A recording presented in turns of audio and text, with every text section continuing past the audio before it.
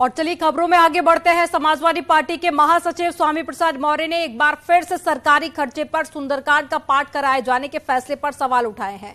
उन्होंने अपने Twitter handle पर ट्वीट किया और लिखा कि धर्म की आड़ में नीच कहे जाने और प्रताड़ित और साथ ही अपमानित करने वाली व्यवस्था से महिलाओं और शूद्र समाज का धर्म से आस्था टूट रही है। इसलिए सरकार सरकारी खर्चे पर सुंदरकांड का पाठ कराकर देश की महिलाओं, आदिवासियों, दलितों और पिछड़ों को चिढ़ाने का काम कर रही है। सरकार की साजिश को सब समझ रहे हैं। तो स्वामी प्रसाद मौर्य की तरफ से ये ट्वीट किया गया जिसमें उन्होंने सुंदरकांड पाठ को लेकर सवाल उठाए और साथ ही सरकार की साजिश इसे बताया।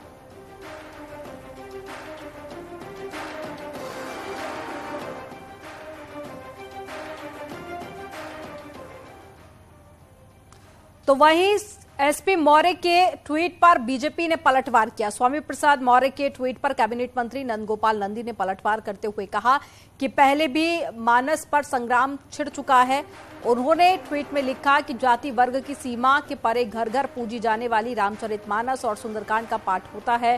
सुंदरकांड का पाठ सदैव शुभ एवं धार्मिक कार्यों में होता है। इतिहास गवाह है कि किसी शुभ कार्य के आरंभ में अशुभ शक्तियां विघ्न उत्पन्न करती हैं, लेकिन विजय हमेशा शुभ और सत्य की होती है। 2017 में सत्ता लोभ में स्क्रिप्टेड इस्तीफा देने के लिए भी आपको और आपके साथियों को कॉपी पेस्ट की वैसाखी का सहारा लेना पड़ा था। मुझे पूरा विश्वास है कि ये ट्वीट भी उसी कॉपी पेस्ट परंपरा का हिस्सा है। सनातन आस्था के विषयों पर ऐसी टिप्पणी आपकी जाहिलियत और विभाजनकारी सोच का प्रमाण है।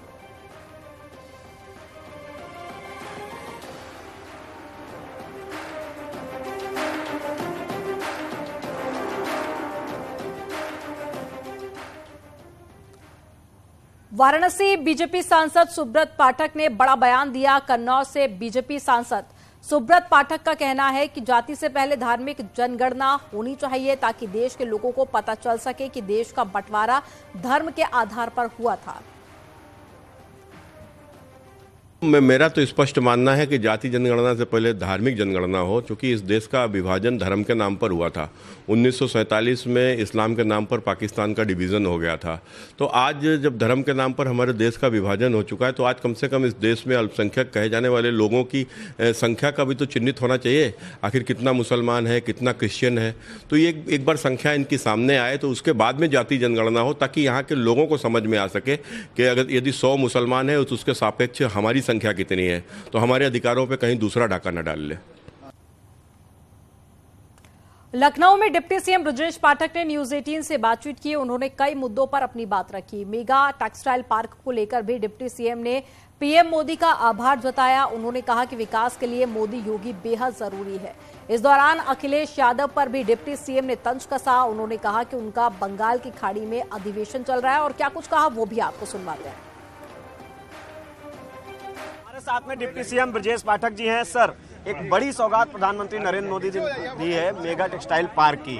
हाँ, उत्तर प्रदेश की राजधानी लखनऊ के पास में मेगा टेक्सटाइल पार्क बनने जा रहा है, जो अद्भुत होगा। इसमें रोजगार बड़ी संख्या में लोगों को मिलेगा और प्रदेश के विकास में सहायक होगा, लखनऊ के विकास में सहायक होगा। मैं यूपी के 25 करोड़ लोगों की तरफ से आदरणीय प्रधानमंत्री जी का, आदरणीय रक्षा मंत्री जी का हृदय से आभार प्रकट करता हूं। सर, राजनाथ सिंह जी आज 1400 करोड़ की परियोजनाओं की सौगात देंगे, क्या कुछ कहेंगे? देखिए, आदरणीय रक्षा मंत्री जी लखनऊ के चतुर्मुखी विकास के लिए लगातार लगे रहते हैं। श्रद्धेय अटल जी का जो सपना था उसको पूरा करने में आदरणीय राजनाथ जी लगे हुए हैं। लखनऊ का चतुर्मुखी विकास हो रहा है, अद्भुत विकास हो रहा है। इतना किसी ने सोचा भी नहीं था जितना विकास लखनऊ का हो रहा है।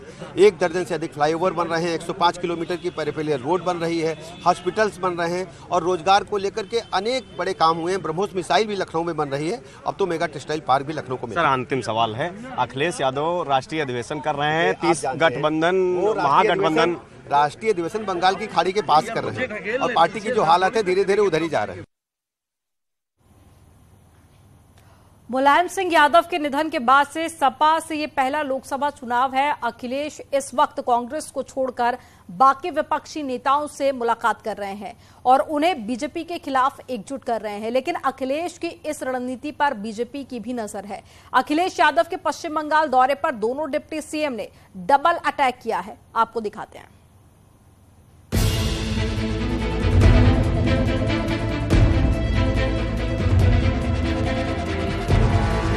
उत्तर प्रदेश में लगातार मिल रही हार का सिलसिला तोड़ने के लिए अब अखिलेश यादव यूपी से बाहर निकलकर रणनीति तैयार कर रहे हैं। उस मोर्चे को धार दे रहे हैं जो गैर कांग्रेसी है और उस अभियान के सहारे 2024 में बीजेपी को रोकने की कोशिश कर रहे हैं, जिसकी झलक बंगाल में दिखाई पड़ रही है। मतलब ये कि अखिलेश यादव यूपी में ही नहीं बल्कि देश भर में बीजेपी को रोकने के एजेंडे पर काम कर रहे हैं। आपका प्रस्ताव क्या रहेगा उनको? ये हमारी उनकी बात होने दो, लेकिन यूपी और देश से भारतीय जनता पार्टी हटे। आपकी पार्टी के साथ ममता दीदी का बहुत अच्छा तालमेल है।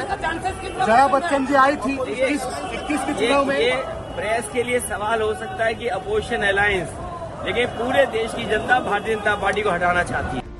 बीजेपी उत्तर प्रदेश में सभी 80 सीटें जीतने का दावा कर रही है और दिल्ली से इस रणनीति पर मुहर लग गई, जिसका आगाज निकाय चुनाव से होने वाला है। साथ ही मुस्लिम और ओबीसी बाहुल्य सीटों पर अभियान चलाकर अखिलेश के MY समीकरण में भी सेंधमारी की कोशिश है, जिसकी भनक लगते ही अखिलेश यूपी छोड़ तेलंगाना से तमिलनाडु और अब बंगाल के दौरे पर है, जहां वो ममता बनर्जी के साथ मीटिंग कर गैर कांग्रेसी पार्टियों को एकजुट करने की तैयारी में, जिस पर बीजेपी ने अब करारा हमला बोला है। राज्य स्तरीय पार्टी है, उनको उत्तर प्रदेश में कोई स्थान मिला नहीं, घूम करके घूम रहे। इसका मतलब प्रदेश में उनका स्थान जनता के बीच में नहीं बचा है, इसलिए वो प्रदेश के बाहर गए। भारतीय जनता पार्टी के कार्यकर्ता, भारतीय जनता पार्टी का नेतृत्व पूरी तरह से जनता की सेवा में लगा है और उसी का परिणाम है कि हम एक के बाद एक चुनाव जीतते हैं। जनता का आशीर्वाद हमको निरंतर प्राप्त हो रहा है। ये first front, second front, third front, इनका कोई अर्थ नहीं है, क्योंकि देश की जनता ये समझ चुकी है कि ये जो भी गठबंधन बनाते हैं ये केवल देश को लूटने के लिए बनाते हैं। इनकी कोई आइडियोलॉजी नहीं है, इनका कोई मकसद नहीं है, केवल किस प्रकार से देश को लूटना है उसके लिए ये काम करते हैं और जनता अब इस लूट को नकार चुकी है। मुलायम सिंह के निधन के बाद समाजवादी पार्टी का यह पहला लोकसभा चुनाव है।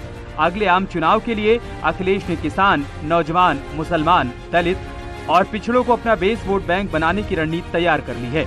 राष्ट्रीय लोकदल से गठबंधन के बाद जाट समाज का वोट मिलने की उन्हें उम्मीद है, इसीलिए संख्या बल कम होने के बावजूद उन्होंने चौधरी जयंत सिंह को राज्यसभा भेजा और रामचरितमानस पर विवाद शुरू कर उन्होंने जाति जनगणना का मुद्दा उठाया। विपक्षी दलों के साथ गठबंधन की चर्चा, कांग्रेस से गठबंधन पर अब भी सस्पेंस, जाति जनगणना के मुद्दे को देश भर में धार दे रहे हैं। ईडी और सीबीआई पर सवाल उठा चुके हैं। मतलब ये कि अखिलेश यादव बीजेपी को रोकने की हर संभव कोशिश तो कर ही रहे हैं, लेकिन कांग्रेस को साथ लिए बिना। तभी तो राहुल गांधी के भारत जोड़ो यात्रा वाले न्योते को भी उन्होंने एक झटके में ठुकरा दिया। लेकिन डिप्टी सीएम केशव प्रसाद मौर्य राहुल गांधी और अखिलेश यादव को एक जैसा ही मानते हैं। तभी तो उन्होंने ट्वीट में लिखा, राहुल गांधी देश की बदनामी विदेश में करते हैं और अखिलेश यादव यूपी की बदनामी देश में कर रहे हैं। दोनों नेता प्रधानमंत्री के लिए अपशब्दों का प्रयोग करते हैं। भगवान से प्रार्थना है कि दोनों को सद्बुद्धि दें। आज मैं अयोध्या आया हूं, भगवान श्री राम जी से, हनुमान जी से प्रार्थना करूंगा कि बहुत तनाव में है, फ्रस्ट्रेशन में है। ऐसी चीज़ें बोल रहे हैं जब कोई बहुत अस्वस्थता की अवस्था में होता है।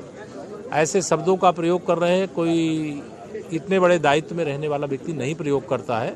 वो ऐसे तनाव से वो मुक्त हों, ऐसे आज मैं हनुमान जी महाराज से प्रार्थना करूँगा।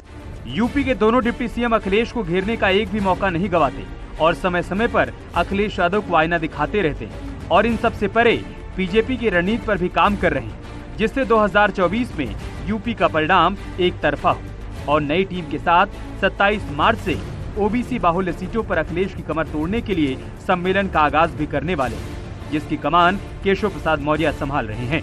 Bureau report, news 18। और सीएम योगी ने आज काशी विश्वनाथ मंदिर में दर्शन पूजन किया। इसके साथ ही योगी आदित्यनाथ बतौर मुख्यमंत्री श्री काशी विश्वनाथ मंदिर में 100वीं बार दर्शन करने वाले पहले सीएम बन चुके हैं।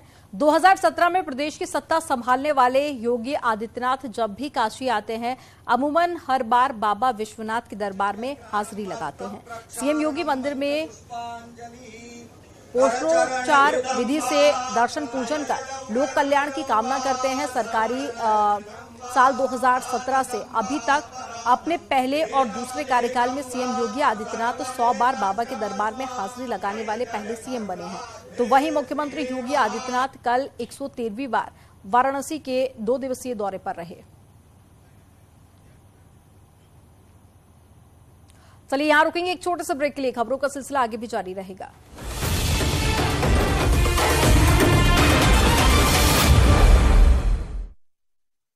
सोलंकी